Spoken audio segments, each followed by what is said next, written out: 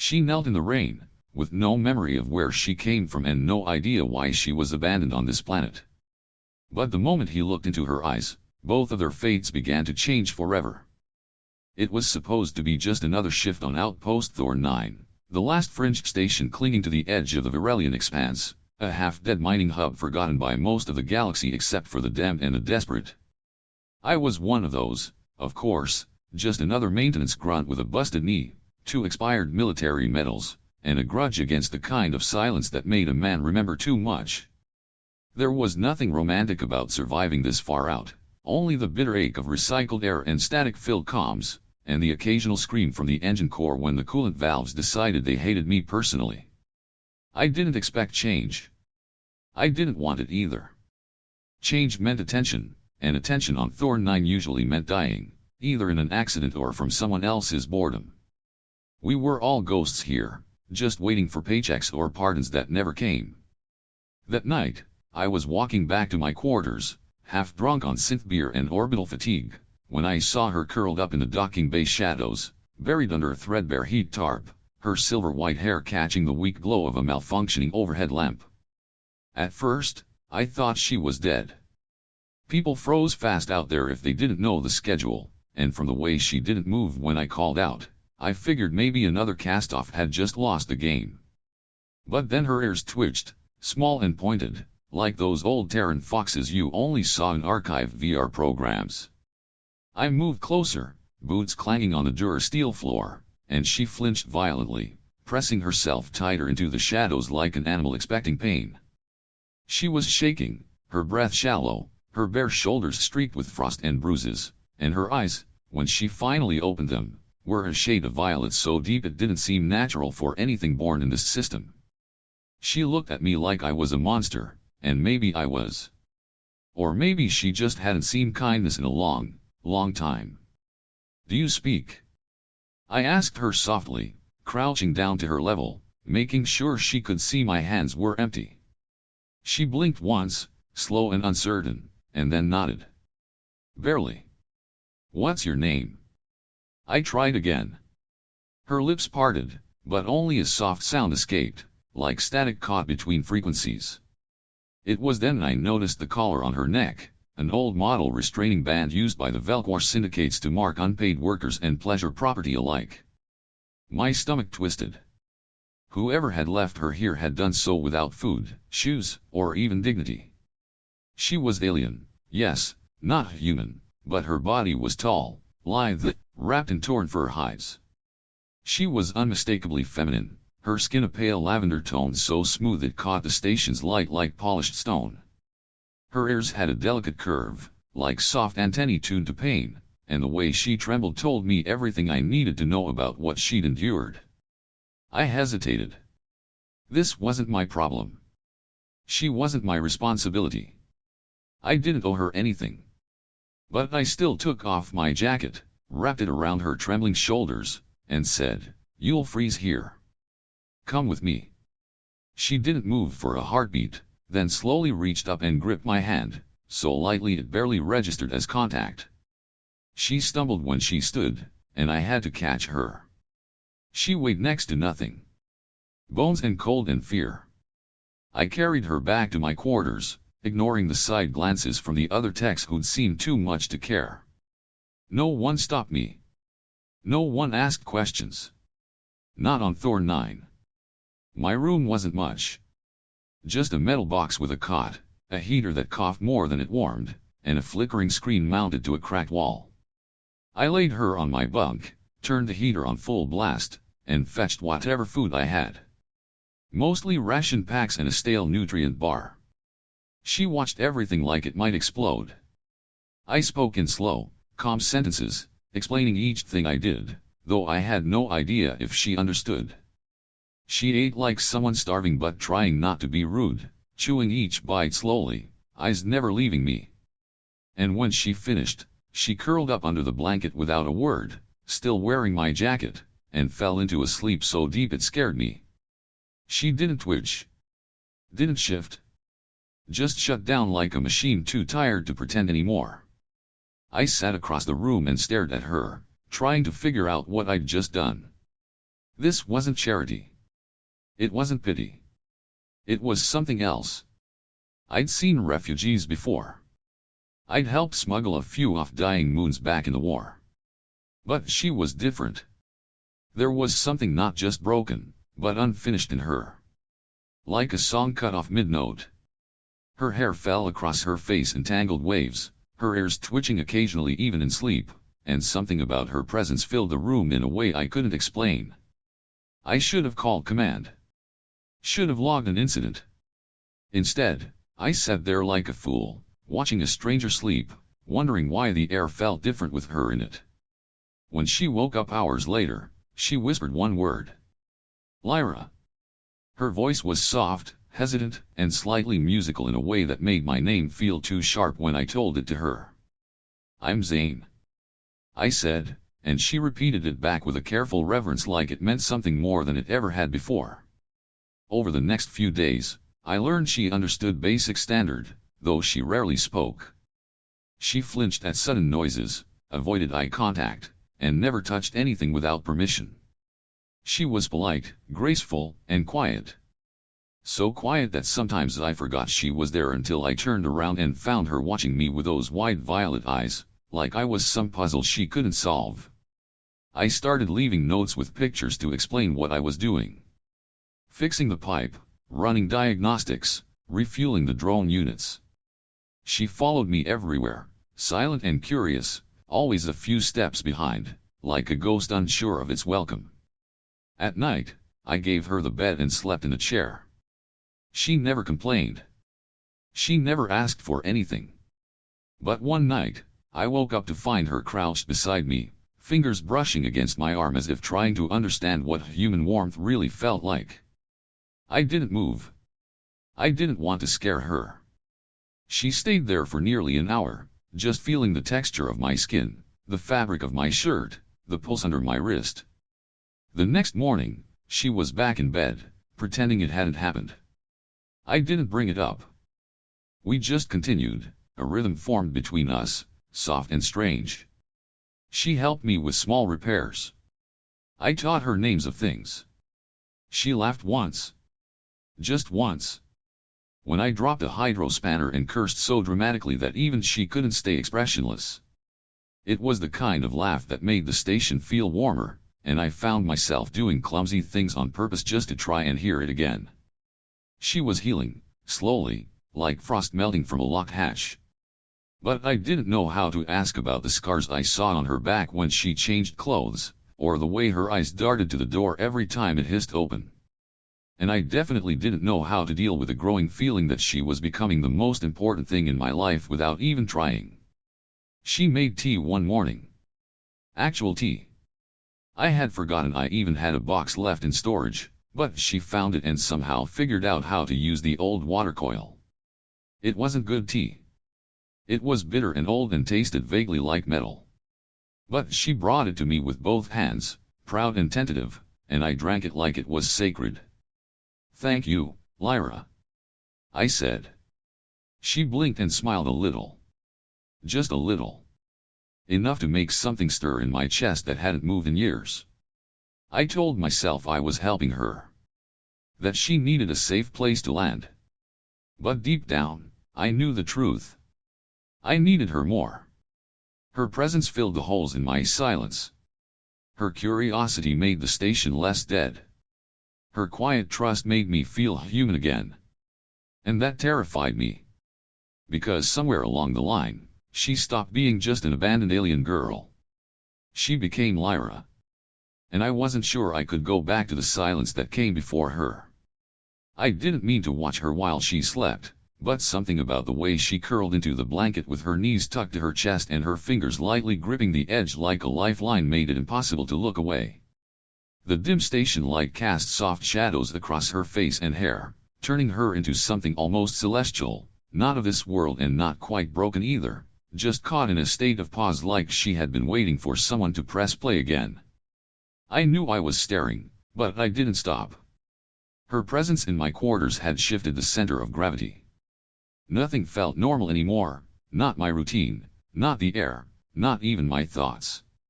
It was like I had invited something sacred and unpredictable into my life without even realizing how hungry I had been for the change. She started to speak more, little phrases, quiet questions, always polite, never demanding, and her voice carried a softness that wrapped itself around your spine before you even noticed she was close. At one point, she touched my shoulder to get my attention, and I didn't register it right away because the sensation of her fingers lingered longer than the contact itself. She smelled faintly of something wild and clean, like snowfall on old stone, and whenever she looked at me for too long, I felt like a man unraveling slowly, willingly, each glance loosening another tether I didn't know I had. One night, after a long shift, I came back to find her sitting cross-legged on my bunk, her head tilted slightly as if studying the light fixture above her. She turned to look at me and her eyes caught the glow just right. They shimmered like crystal or deep water. I dropped my gear and rubbed the back of my neck, trying not to make a fool of myself. She asked if I was tired, and when I said yes, she patted the bed beside her in a way that was neither shy nor demanding. It was an invitation without pressure, an offer without obligation, and yet my heart pounded like I had been given the launch codes to something explosive. I sat down, the metal frame creaked beneath us, and we didn't say anything for a while. She was close enough that I could feel the heat of her body through the thin fabric of my shirt, and the air between us seemed thinner, harder to breathe, like the room was holding its breath on our behalf. She reached out slowly, brushing her fingers across a fresh scratch on my forearm, and asked if it hurt. I told her no, but my voice cracked in the middle, and her lips parted slightly as if she could taste a lie. Then she surprised me by leaning in and pressing her lips to the scrape, so softly I might have imagined it. Her touch was cool but steady, and the gesture wasn't romantic or calculated. It was curious, experimental, like she was trying to understand the shape of care itself.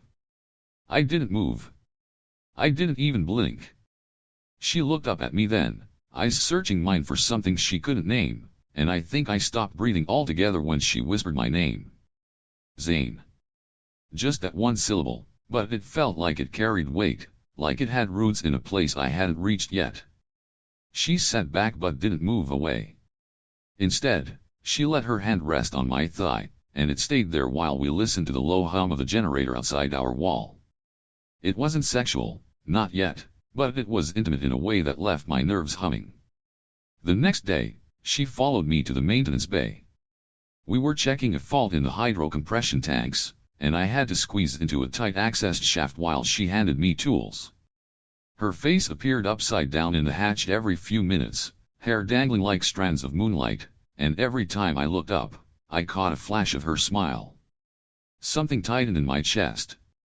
It wasn't the grin itself, it was the way it was meant for me, like she had reserved it and decided I was worthy of receiving it. I caught myself reaching for her hand when I didn't need help, and the moment our fingers touched, it felt like the circuit completed something larger than either of us. Later, in the mess hall, she sat across from M. The next morning came with a strange stillness, the kind that made you pause before stepping outside, as if the universe was holding something back just behind the curtain of reality. I woke before she did, my arm still curled around her shoulders, her breath soft against my chest, and for a long moment I just stayed there, watching the faint glow from the corridor seep through the slats of the metal wall, thinking about how fast everything had changed and how terrifyingly easy it had been to let it happen. I had never meant to fall into something like this, never expected the warmth, the pull, the gravity of her presence to undo me, but it had, and now I was tethered to her in a way that felt both sacred and irreversible. I slipped out of bed quietly and pulled on my gear, moving through the motions of my routine as if they could still protect me from the storm I felt coming. I didn't know why I felt it, only that I did, the way some animals sense weather before it hits. I tapped into the main comms channel to run diagnostics, and that was when I saw it, an inbound signal, faint, erratic, pulsing on a frequency that wasn't supposed to exist anymore, a ghost code from the old Velcor tracking network. It was pinging in bursts like sonar, too weak to triangulate, but steady enough to mean one thing. Someone out there was looking for something or someone, and my gut told me they were looking for her. I killed the screen and stood there, hands braced on the console, heart thudding like a warning bell. Part of me wanted to pretend I hadn't seen it, to go back into the room and lay beside her and pretend we could stay hidden forever, but another part of me, the soldier, the survivor, knew better. I walked back into the room and she was already awake, sitting up with a blanket clutched to her chest, watching me with wide alert eyes, and I didn't have to say a word. She already knew something had changed. Her senses were sharp, her instincts honed by whatever past she carried, and when I told her about the signal, her expression didn't change much, only her hands tightened slightly in the fabric. We didn't talk about running, not yet, but we both started moving as if we might need to soon. I gave her a COMM patch linked to my frequency and showed her how to use it. She listened carefully, her fingers brushing mine with a lingering hesitation, like she wanted to ask me something deeper, something about trust or permanence, but she didn't. Instead, she just nodded and whispered okay, and that single word hit harder than I expected, like she had already decided what she would do if the worst came, and it wouldn't involve letting herself be taken again. We kept to our routine but with more urgency, checking systems, inspecting supplies, quietly coordinating escape points without ever calling them that. She started wearing a small satchel strapped under her jacket with rations and thermal cells, and I added an old sidearm to my belt, though I hoped to never use it.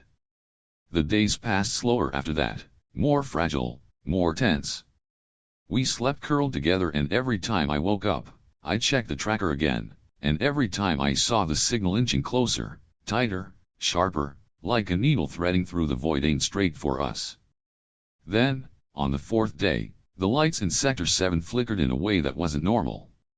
I knew every glitch on Thor 9, every groan and stutter of the systems, and this one felt off. It was too precise, too targeted. I grabbed my tools and made my way to the generator bay, but the air felt wrong, too quiet, too clean, like something had scrubbed away the usual dust and static. I rounded the corner and froze, because standing in front of the backup power grid was a figure in matte armor, black and silver, with no insignia and a visor that gleamed like glass. It turned toward me slowly, not aggressively, just like it had expected me all along, and in a voice that was far too calm, it said, "Hello Technician Zane." I didn't answer. I just gripped my wrench tighter and kept my stance neutral, but my min. We were not out of danger yet, not even close. The interceptors behind us had sharper engines and better tracking, and if we hadn't schemed the edge of that asteroid field just as the plasma clouds rolled in, we would have been reduced to floating particles and regret. I banked hard to the right, cursing as the NAV screen glitched, and Lyra, who was strapped awkwardly in the co-pilot seat with her legs tangled under her and her hair standing in wild angles from the static charge, leaned over and asked if I was sure I knew how to fly. I told her yes with the full confidence of a man who had only crashed once, and she gave me a look that said everything she thought about that answer. She didn't argue though. Instead, she grabbed the manual override and actually helped pull us into a deeper dive through the electromagnetic mist with more grace than I expected from someone who 2 weeks ago didn't know what a stabilizer fin was. Eventually, the red pings on the scanner fell behind us and I let out a breath I had been holding since launch, my fingers shaking against the throttle. Lyra reached over and laced her fingers through mine without saying a word, and I think that silence meant more than anything, because it wasn't empty, it was shared, full of adrenaline and relief and something else too, something fragile and glowing in the space between us like a spark in a vacuum. When the ship finally stopped rattling, we found ourselves drifting toward a small moon that wasn't on any updated star maps, and I decided on the spot that it was a good place to hide or crash or both. We landed with a gentle thump, which I immediately declared professional piloting, and Lyra rolled her eyes with an expression somewhere between fondness and exasperation.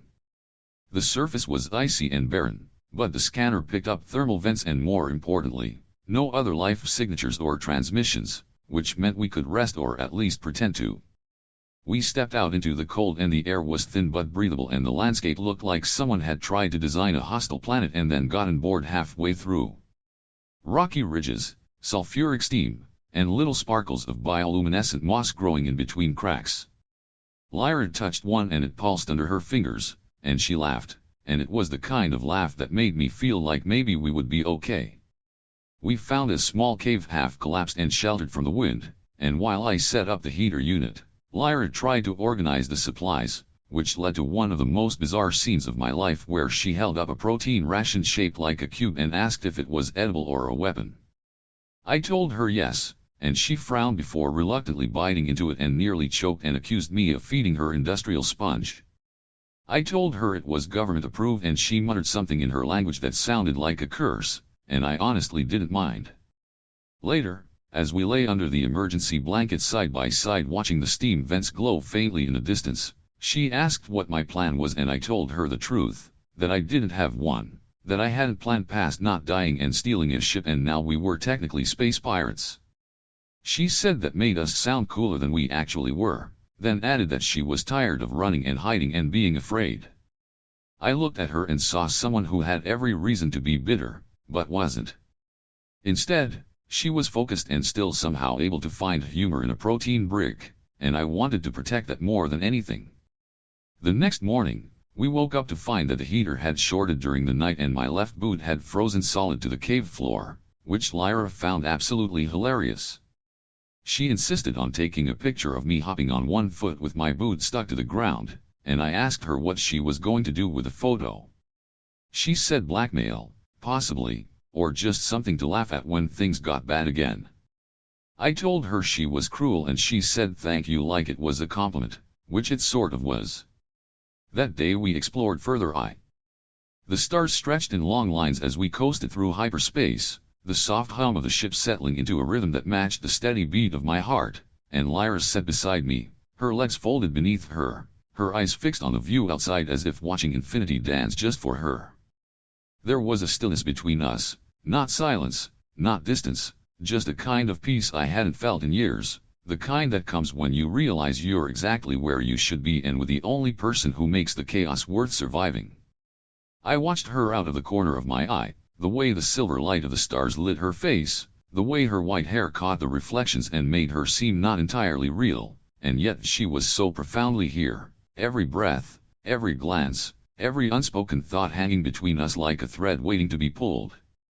She turned slowly, as if sensing the weight of my gaze, and for a long moment we just looked at each other, no words, no clever distractions, only that growing pull that had been there since the day I found her curled up and shaking in a corner of a station that had long forgotten what warmth felt like. Her voice was quiet when she spoke, almost hesitant, like she wasn't sure if the words were allowed. Do you ever feel like this moment is too good to be real, like if you move too fast it'll disappear? I nodded because I had thought that 1,000 times since we escaped, and she smiled then, a smile that made my chest ache because it wasn't a happy one, it was a survival smile, the kind you learn after years of pretending you're fine when you're not. I reached over and took her hand and her fingers laced through mine without hesitation and she let out a soft breath that sounded like surrender and I knew then what was coming even before she leaned closer, her eyes searching mine not for permission but for understanding. When she kissed me it wasn't hesitant or awkward, it was slow and deep and full of everything we hadn't said since that first night under the emergency blanket when the world outside had tried to fall apart and we had held on to each other anyway. Her lips were soft but certain and her hands found their way into my hair and I pulled her into my lap without thinking because there was no reason to hold back anymore, not here, not now, not after everything. She pressed against me with a kind of urgency that only comes from years of denial and longing and not knowing if you'll ever have the chance again and my hands roamed over her back, over the curve of her spine, feeling the heat of her skin through the thin fabric of her shirt as her breath hitched against my mouth. We moved without speaking, without overthinking, just two broken souls trying to make sense of something beautiful in the middle of a universe that had tried to erase us. I kissed along her jaw, down her neck, tasting salt and heat and something wild beneath it all and she arched into me like she had been waiting her whole life to be touched like this, not roughly or greedily but like someone meant it. I pulled her top off slowly, not with lust but reverence, revealing skin that shimmered faintly in the light, soft and glowing like moonlight wrapped in warmth, and she trembled beneath my fingertips not from fear but from release, from the unraveling of everything she had held so tightly. She tugged at my shirt with shaking fingers and when I helped her remove it she ran her hands over my chest like she was mapping me, not just physically but memorizing every part of me she had come to trust. I whispered her name and she leaned in so close I could feel her heartbeat against mine, and for a moment we just stayed there, forward to forward, breath mingling, lost in something bigger than either of us. When we finally moved again, it was slow and intentional, a dance of skin against skin, her hips rolling into mine as we lay tangled in the warmth of the cabin, the hum of the ship cocooning us in a private world where time didn't matter and nothing could find us. She whispered words in her language, low and melodic. The calm after that night was something we both felt deeply, a silence that wasn't emptiness but peace, a kind of mutual exhale that had waited far too long to be released, and for a while it was enough to just drift through the stars together without any need for plans or explanations, just the soft presence of her body near mine and the knowledge that for once we had made it out of the storm. Lyra became more talkative in the mornings, her laughter less cautious, her hands bolder when they reached for mine, and I started learning her rhythms, the way she hummed softly when she focused, the little crease in her brow when she was processing something complex, and the way she pressed her face into my chest when she slept like she was afraid the world would take me if she let go. I stopped questioning how fast it had happened or how deeply it had rooted itself in me, because every time she looked at me with that mix of curiosity and fragile trust, I knew I would burn galaxies to keep her safe. We were 3 cycles away from the Orel outpost when it happened. The ship jolted, violently but not from impact, more like something inside had suddenly changed its mind about the laws of physics, and gravity spun sideways for a breathless second before stabilizing. Lyra was the first to move, rushing to the console while I shook off the nausea, and her face paled in a way I had never seen before, all color draining out of her skin as she whispered a single word under her breath. No, I reached her side and looked at the screen, and for a moment I couldn't even comprehend what I was seeing. The coordinates had shifted on their own, realigned not by our input but by some dormant override embedded deep in the ship's systems, something ancient and locked under layers of Zerathian code that not even Lyra had known existed. The new destination pulsed in bold red letters across the NAV console, a set of coordinates marked with a symbol neither of us recognized.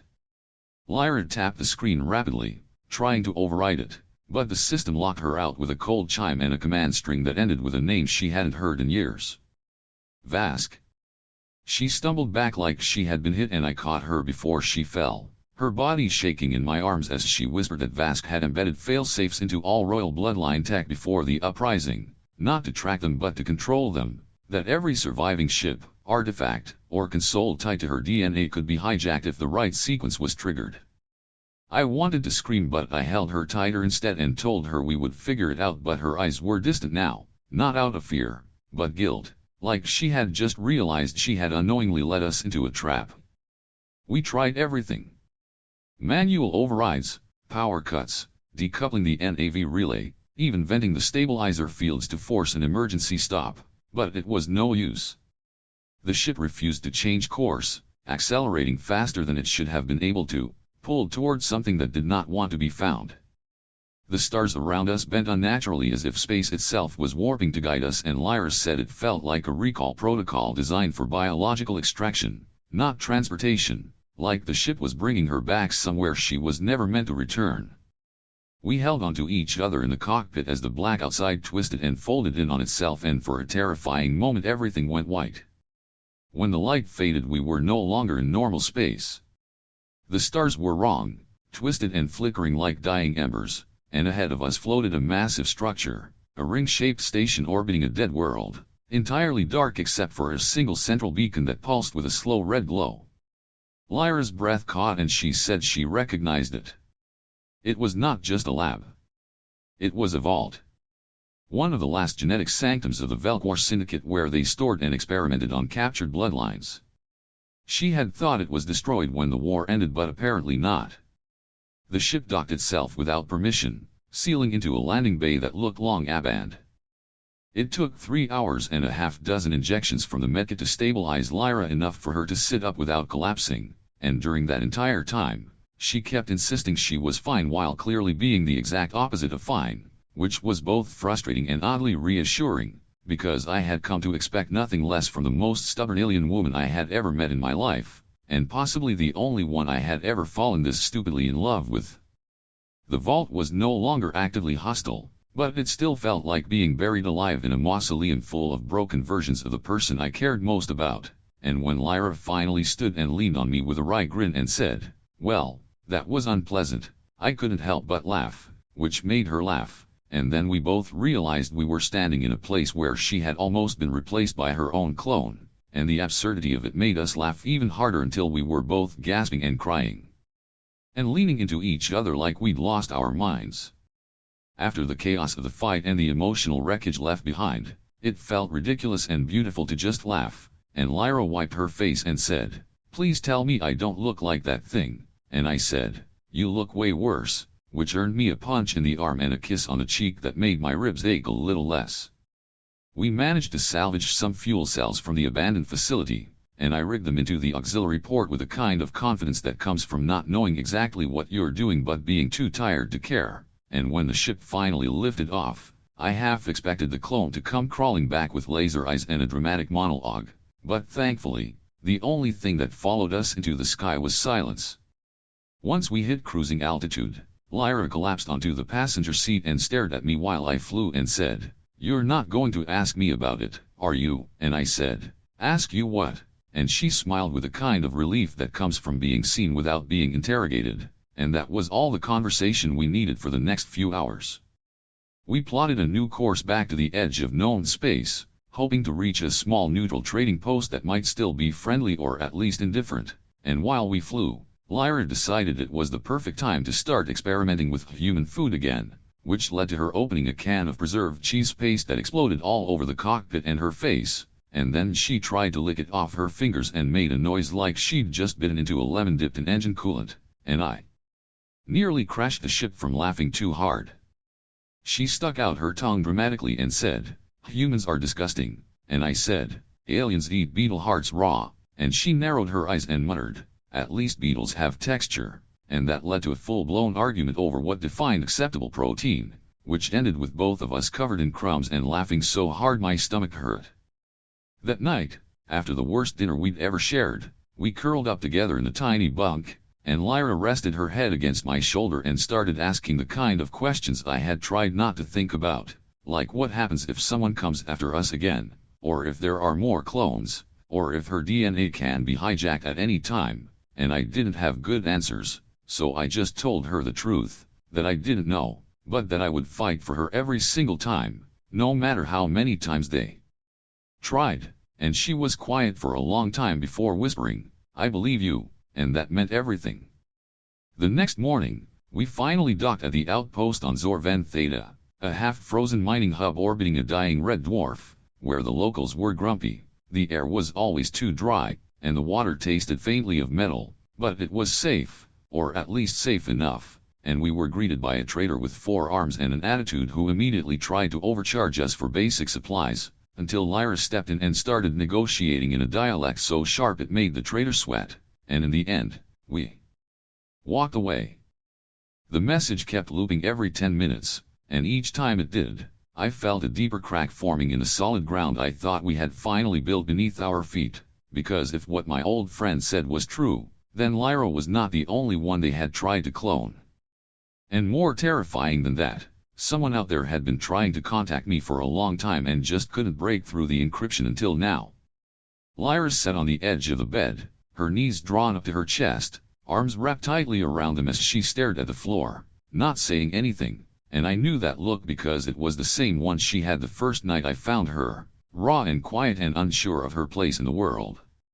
I walked over and sat beside her, not saying anything either, because sometimes silence speaks more honestly than any sentence ever could, and eventually she leaned her head against my shoulder and whispered, "So it never ends," and I took her hand in mine and said, "Maybe not, but we get to choose how it continues." She let out a breath that trembled and said, "I thought I was just a mistake they tried to erase, but now I'm not even sure if I was the only one," and I told her, "Maybe that's true, but they didn't live your life, they didn't survive what you did, or feel what you feel, or love the way you do, and that's what makes you real." The next day, we made the decision to leave Zorven Theta behind, knowing it wasn't safe to stay anywhere too long anymore, not after this, and I sent a scrambled message back to the coordinates in the recording, not expecting an answer but needing to try. We jumped twice through backwater trade lanes, avoiding any route with heavy surveillance, and eventually we reached an abandoned research post orbiting a fractured moon where the last beacon signal originated. The place was barely functional, flickering power, broken doors, no heat, but the air was breathable, and the moment we stepped inside, I felt a difference, not danger exactly, but a kind of waiting, a sense that something or someone had been holding on just long enough for us to arrive. We found him in the lower level, cryopod cracked and frosted but still alive, barely older than I remembered, and when he opened his eyes and saw me, he whispered, "I knew you'd come," and Lyra helped me pull him out, wrap him in heat blankets, and slowly bring him back to himself. His name was Jace, and he explained, between coughs, that he had been part of a resistance team that uncovered the cloning initiative years ago, and they had tried to shut it down from the inside, but something went wrong, and most of his crew were either killed or taken, and he had gone dark ever since. He said Lyra was not the only survivor, but she might be the last natural one, and that was why they wanted her, not just as a symbol, but as a genetic anchor to stabilize the corrupted lines they had created in secret labs scattered across forgotten sectors. Lyra listened without interrupting, and I could see the war in her eyes, the old pain, the fresh uncertainty, and the growing fire beneath it all that said no one would control her ever again. We stayed for 3 days, helping Jace repair the beacon and gather what remained of his data before the power cells began to fail and the atmosphere warnings grew louder, and then it was time to go again, this time with a clearer direction and a new purpose. Lyra stood at the edge of the observation deck on the final night, watching the fractured moon slowly turn its broken face toward the light of the dying sun, and I stood behind her, arms around her waist, resting my chin against her shoulder, and asked what she was thinking, and she said, "I used to think love was a distraction, a weakness, something that made you easier to break, but now I think maybe it's the only thing that makes any of this worth saving." I kissed her cheek and said, "You're not a weakness, you're the reason I'm still here," and she turned to me, eyes shining, and said, "Then promise me, if this gets worse, if they come for us again, you'll run," and I said, "No, NS."